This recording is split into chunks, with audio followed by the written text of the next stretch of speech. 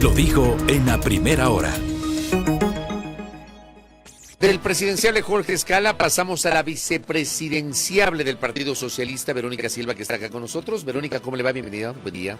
Muchísimas gracias, muy contenta de estar aquí en esta radio que siempre tiene ese comentario que todos queremos escuchar. Muy bien, Fabricio. De verdad, de verdad. Que a algunos les gusta, Muy otros no, fino, pero ahí están escuchando. Gracias. Pero es lo que se debería decir, así que les muy gentil, felicitamos. Dios de pague. Gracias. Sí.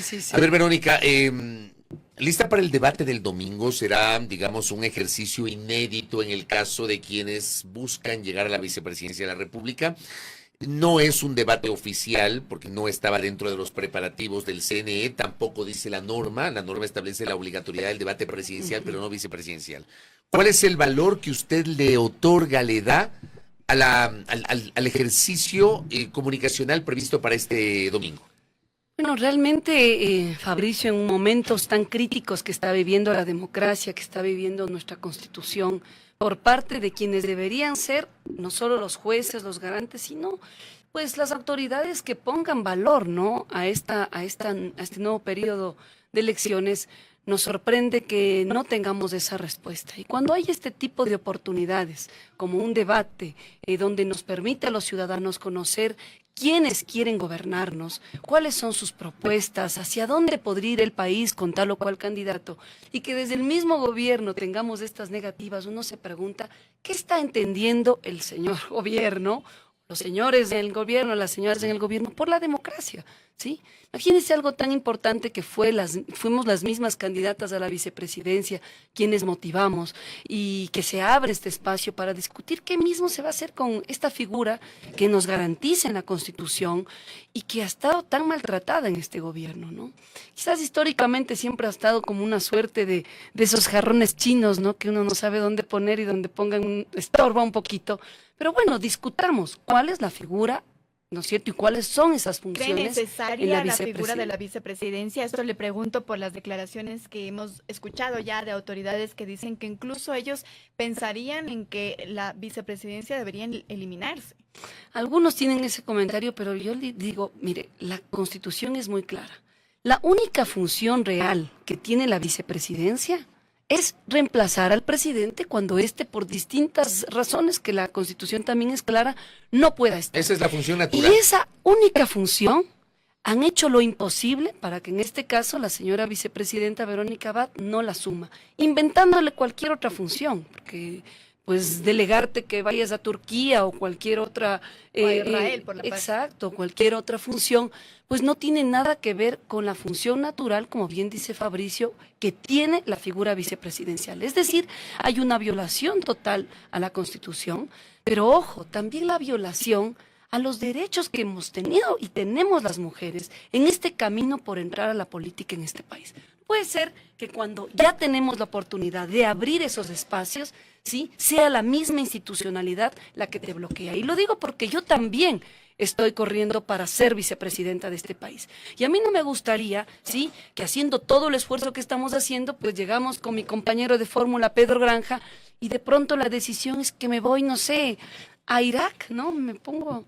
Entonces digo, esto yo sé que no va a pasar con Pedro Granja, pero tenemos que hacer un esfuerzo y este es un momento interesante para hacerlo, ahora que estamos en elecciones, para discutir que la figura vicepresidencial tiene un rol y ese rol es en este momento cuando debe aplicarse. ¿Cuáles serían las funciones de llegar a Carondelet que usted ejercería? Mire, justo para que no nos pase esto, yo ya hablé con Pedrito a ver a dónde mismo nos vamos y tenemos un proyecto lindísimo, ¿sí? Vamos a llevar la vicepresidencia al centro del país.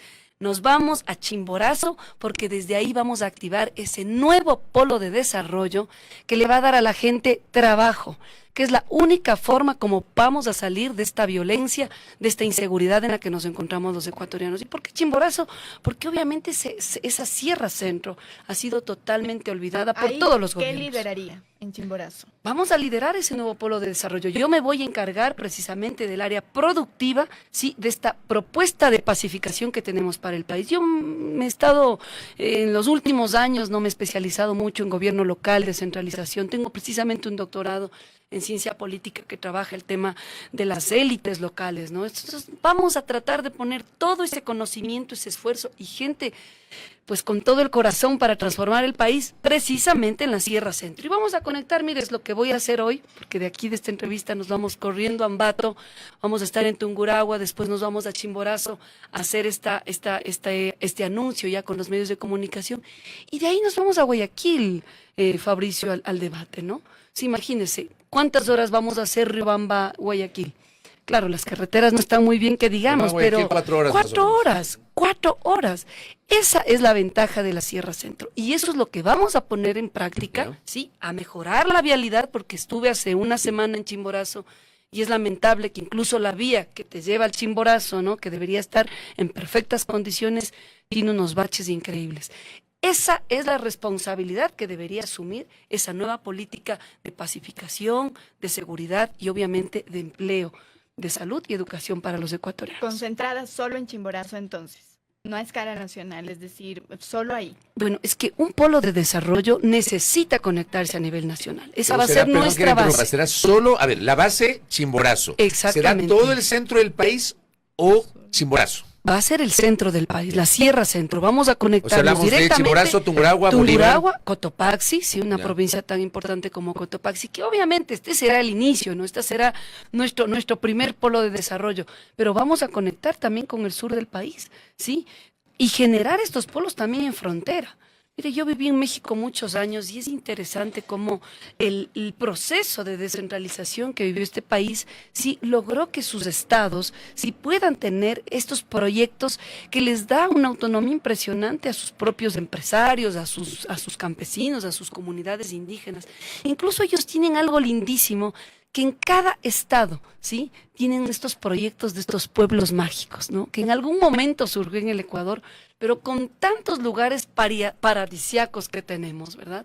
¿Por qué no empezar a hacer del turismo también el punto nodal para activar el empleo, ¿sí? Y activar pues el trabajo, la economía que necesitamos los ecuatorianos. Así que ese es nuestro proyecto y lo vamos a iniciar obviamente en la Sierra Centro. ¿Cómo ha estado ahora entonces también la campaña para llegar hacia Carondelet? ¿Cómo han sentido esta primera semana?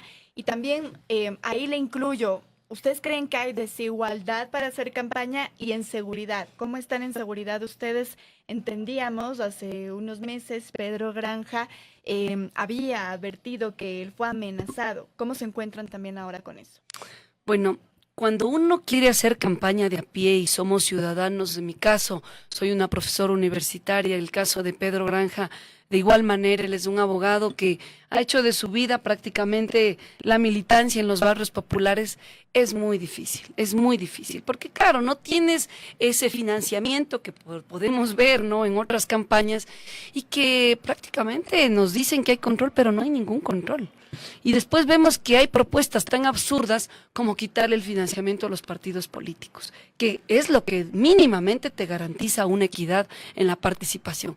Así que claro que hay desigualdad, pero Están lo que... haciendo campaña en territorio. Sí, o sea, a pesar de las amenazas que sufrió Pedro Granja y algunos también de nuestros candidatos, nosotros hemos decidido hacer campaña en territorio, con los cuidados, ¿verdad?, necesarios, pero es que si no se habla con la gente, si no se conecta con la gente, Andrés, es muy difícil. Usted no tiene amenazas, no ha tenido amenazas. No, yo no he tenido amenazas, ¿no? Espero que esto no suceda, claro que es dura la situación que vivimos, ¿no? O sea, realmente digo, tenemos la seguridad del Estado, pero a la vez vemos un Estado que no tiene esa sensibilidad, ¿no? Y eso conecta también con otra de nuestras propuestas, que es esta Dirección Nacional Antimafia. No es posible que los militares sigan haciendo funciones para las que no fueron educados, para las que no fueron sensibilizados. Hay que sacar a los militares de lugares tan sensibles como las cárceles y ponerlos quizás en otros lugares, incluso el mismo patrullaje ciudadano.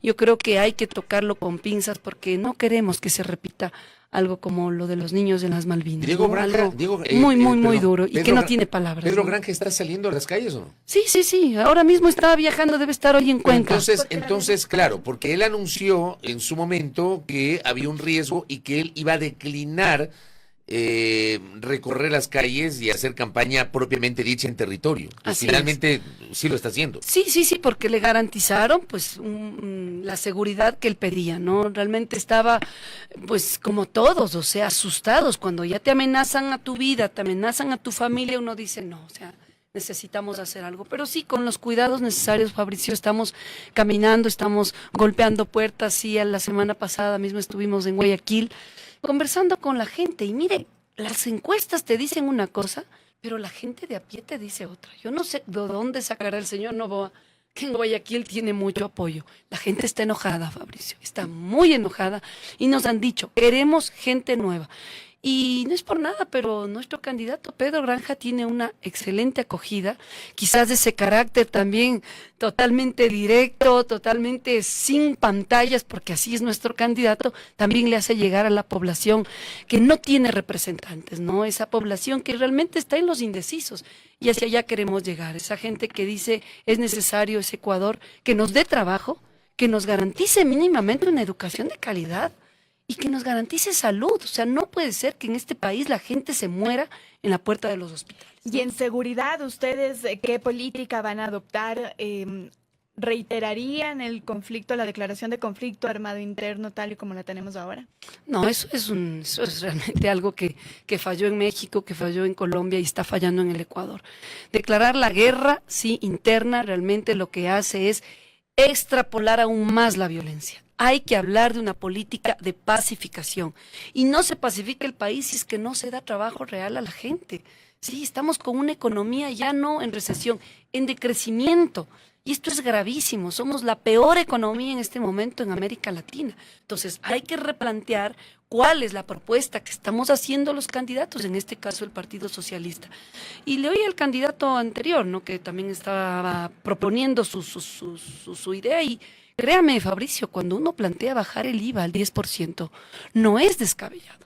Es lo que se debe hacer en una economía que realmente está viviendo esta crisis que tenemos. Y esa también es nuestra propuesta. Porque si usted no le baja el IVA, no le baja las posibilidades también a la gente a que pueda consumir más.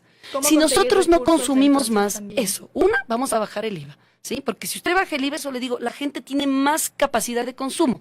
Cuando hay más consumo, generas más demanda. Si hay más demanda, hay más ofertas. Nuestros empresarios, nuestros comerciantes, nuestros productores van a sacar más los productos. O sea, quien genera empleo, a veces nos dicen son los empresarios. Claro que no. Es gente como ustedes, como yo, que cuando tenemos necesidades, pues pedimos más. Eso hay que provocar, que haya más demanda en este país. De productos básicos, de productos medios, en fin. Pero, o sea, los empresarios están en función de la demanda y si no les ayudamos, por ejemplo, el IVA es una excelente medida para bajarle, generar esta demanda, pues esto no va a ocurrir. Pero también hay que estimular al sector privado, ¿no? Claro, y yo estoy de acuerdo con ello. Estuvimos en el evento que organizó la Cámara de Comercio y de ellos hemos tomado esta idea tan importante del derecho a ser productivos.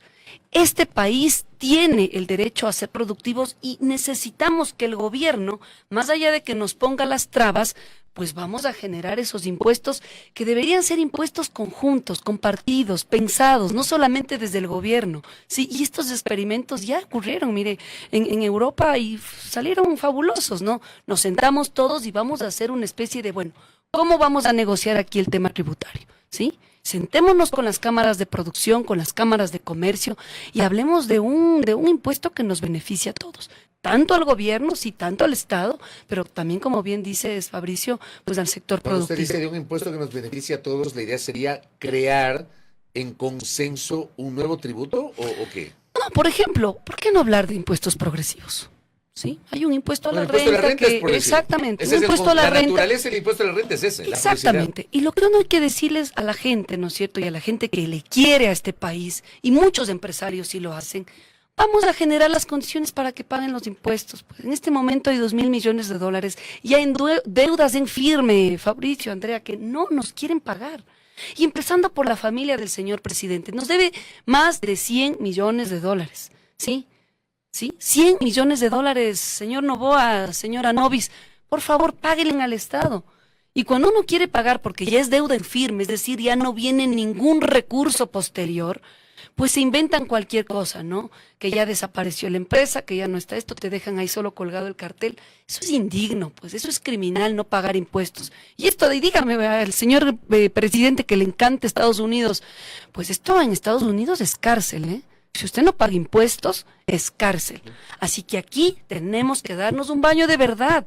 Los empresarios, ¿sí? Los políticos, vamos a sentarnos y decir cómo sacamos este país adelante. Y un tema sí es el tema de impuestos, estimado Fabricio.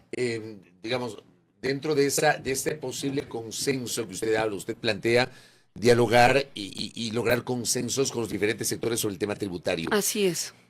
¿Usted qué opina de plantear impuestos, por ejemplo, a la riqueza, al patrimonio, qué sé yo? Ese tipo de impuestos que muchas veces se plantean para los sectores más pudientes.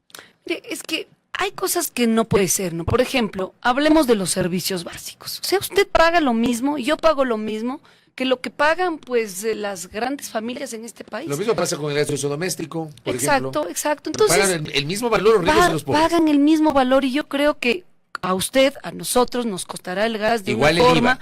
Sí, pero el sueldo que percibe la clase media y la clase popular, pues no es el mismo sueldo que perciben las grandes familias. Es momento de, yo digo, abramos el debate de los impuestos, ¿sí? Y más allá de crear impuestos, es hacerlos de una manera más inteligente.